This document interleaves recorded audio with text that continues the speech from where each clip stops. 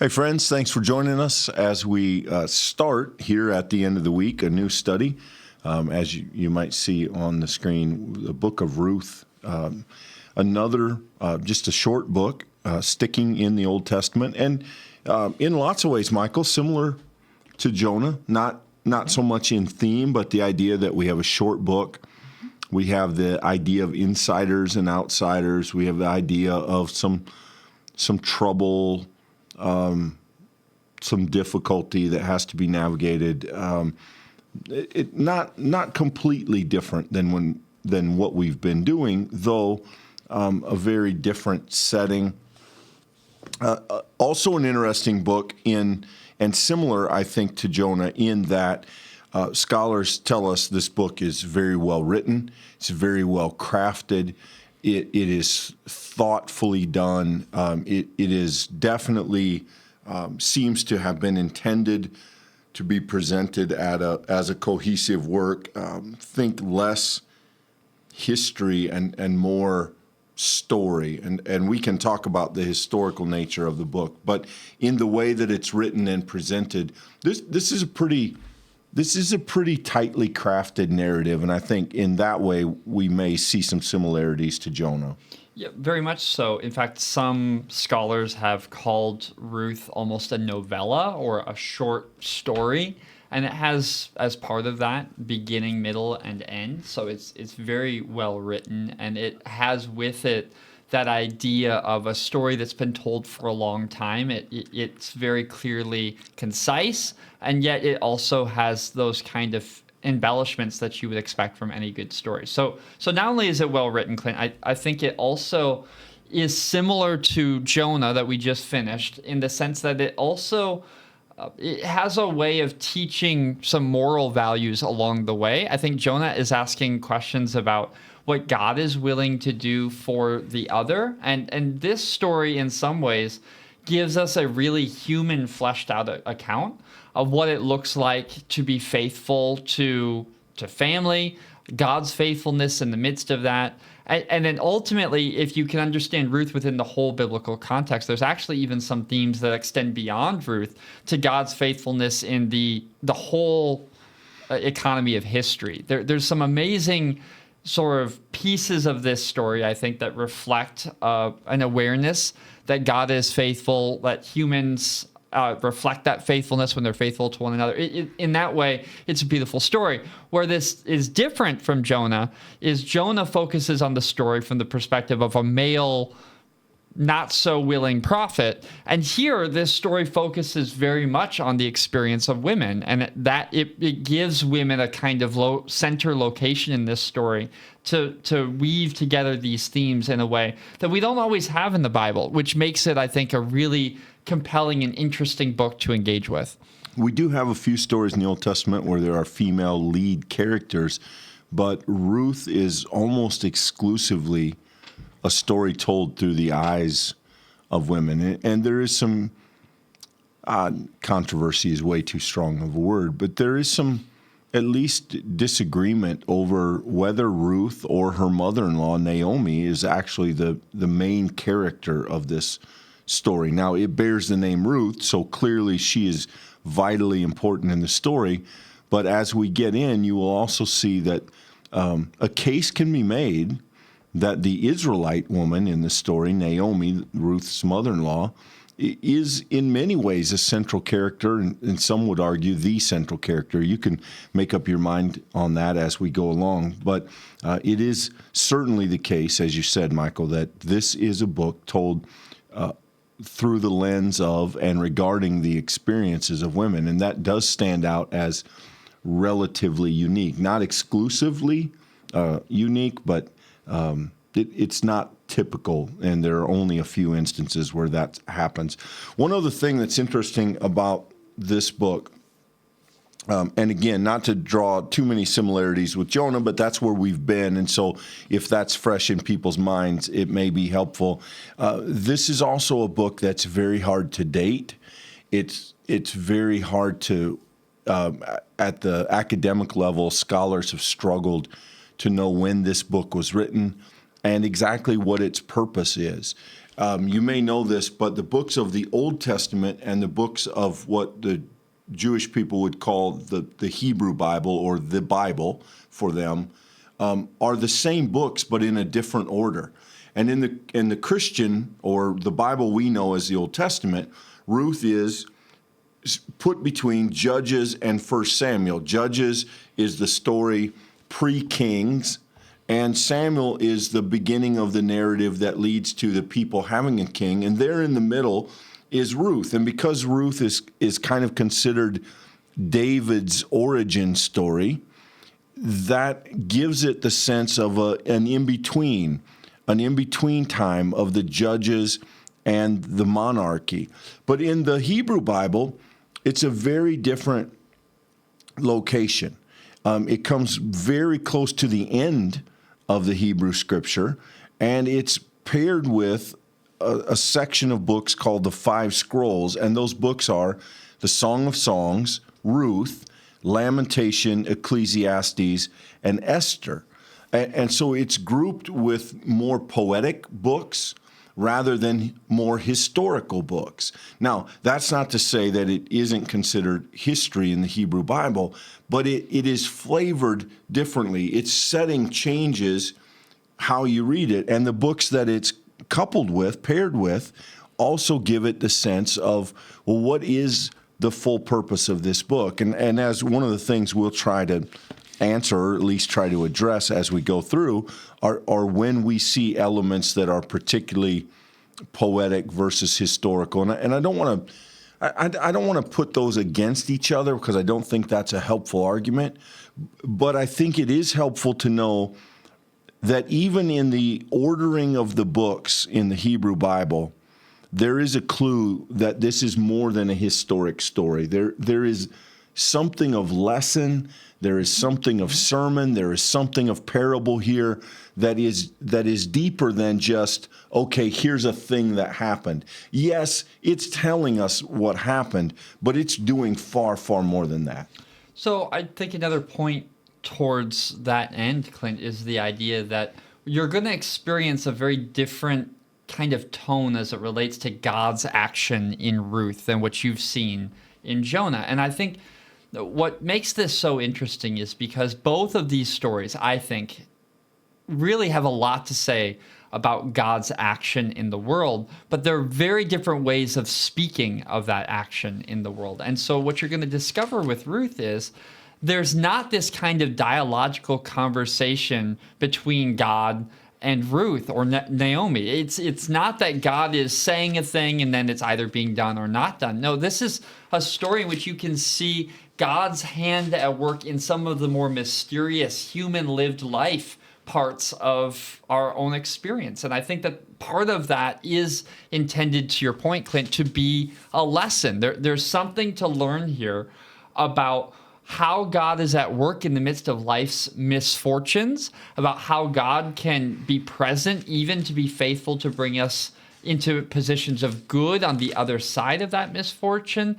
This is a compellingly beautiful story, not because of its explicit kind of God language, but rather because God just lives and breathes throughout the entire story. God is the fabric of this story, but it is lived out in all of these beautiful human and very real and very accessible kinds of ways. And I think in that way, for a lot of us, reading Ruth may surprise us that this is a book that's in the Bible, that this is a book that's considered to be part of God's holy word to us, that there's something in Ruth that has to say that God can speak to us through what we might call common or what we might call the everyday, that somehow God is written into all of that. And when this writer comes to the task of telling the story of these two women, God can be present through it all, but there doesn't have to be divine speech. There doesn't have to be,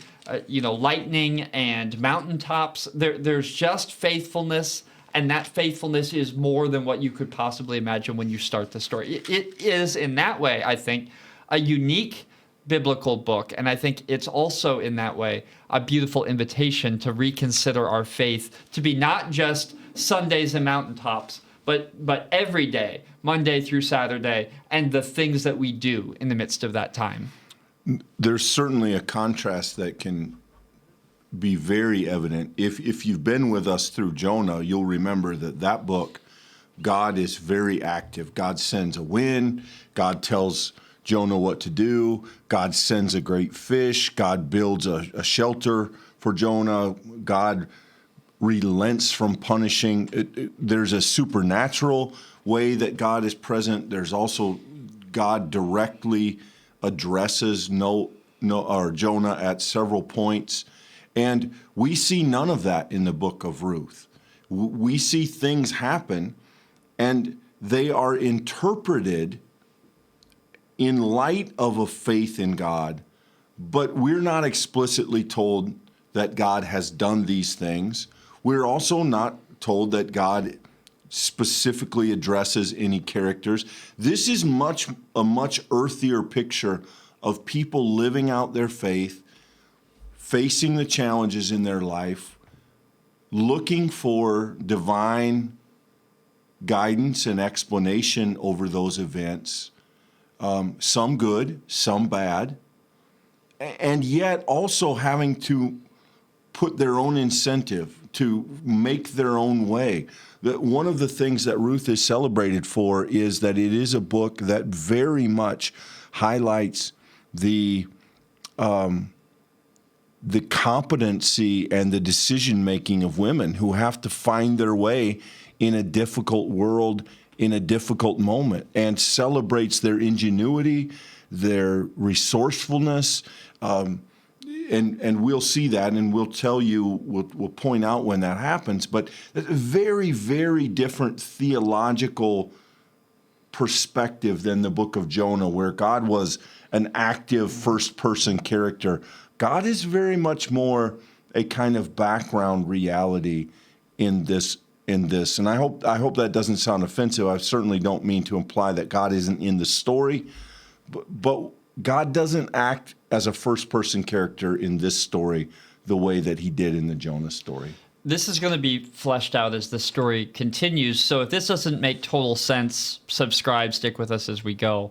But Clint, I think one could say that because of the way that this story really hones in and reflects these women's experience, this book has something to say about vulnerability, has something to say about what it looks like to be in a position where your life is truly on edge, where having the food for today is in question, where your security, where your stability is every single day questioned and fought for. And we would love to believe that we live in a world in which that's not the reality anymore. But the truth is, all around the world, even close to home, there are people who live on the edge, the people for whom every day is not a given. And I think that this story reflects how, as humans seek to live out some of their deepest held values, and faith is, of course, at the center of that, but as humans seek to live openly and courageously, these women will show us that God is faithful in the midst of that God is able to work even miraculous things, even if, to your previous point, God is not lifted out, or if there's not these divine signs. God is still doing these things in the small places of life. And those, especially those who might be looked over because of their vulnerability, God is with them. And there's good outcomes even for them in a story like Ruth. And I think that is part of the tone and tenor of this book that is so beautiful. And there are many people who you would ask, women, I think, specifically, who you would ask, what's your favorite book in the Bible? And many of them would name Ruth. If you've encountered this at some point in the past, there's a high likelihood that this has left a mark on you as a beautiful story. And I certainly hope that'll be your experience at the end of the study, but it certainly is on its own merit without anything else needing to be said about it. It's a beautiful story, and it's well told, and there's real lessons for us if we'll be open to hearing them. Yeah, and again, and sorry to keep making this contrast, but I know they're fresh in people's mind. So in Jonah, we have a story that's probably somewhat difficult to relate to. I mean, you have the idea of running from God. Maybe we've experienced something like that. You have the idea of carrying some hardness in your heart towards other people, and maybe we've had to confess that. But I think in some ways, Michael, the story of Ruth is much more accessible, and I would say the reason that's true is because it's so much more earthy. This is a story with tragedy in it, with real danger in it. This is a story with some kind of racial overtones or prejudice in it. It's a very human kind of story, and there's allegiance, there's relationship, there's these women trying to make their way in a world where the wind is against them, and in the background there's God being praised and being questioned, and I think in a way very different than Jonah. This is a more hands in the dirt kind of story. Jonah's very esoteric. God, Jonah are in this battle. This is far more. I won't say complex, but it's far more complicated, and I think that that gives it a very interesting flavor. Just very, very briefly on that point, that word complicated is a real jumping off point, I think, for me, because what you might be surprised in Ruth is it does take some of these things, vulnerability, there's some race relations in this, some prejudices in this, and it deals with those in incredibly complex ways through the end. It is not a single pointed book. At no point does it say, now everyone circle around, here's the point, I'm going to deliver it to you. That this book is beautiful in how it teaches us through the story and experiences of these women, full stop. It doesn't try to turn at any point and then sort of say, now students listen up, I'm ready to use these women to an end. No, the women are the point. And I think that's what's so beautiful. Yeah, and to that end, I mentioned earlier that scholars kind of struggle with the purpose and date of this book. And I think that's a really interesting point, Michael. There's a suggestion that this book is probably written fairly early as a way of legitimizing David's reign. In other words, it's the backstory of King David, and it hints at him being the key figure in a monarchy in the coming years. And so there are those who suggest if you want to read this as a story that gets finished and crafted fairly early, then it probably has to do with propping up the idea of David in replacing Saul.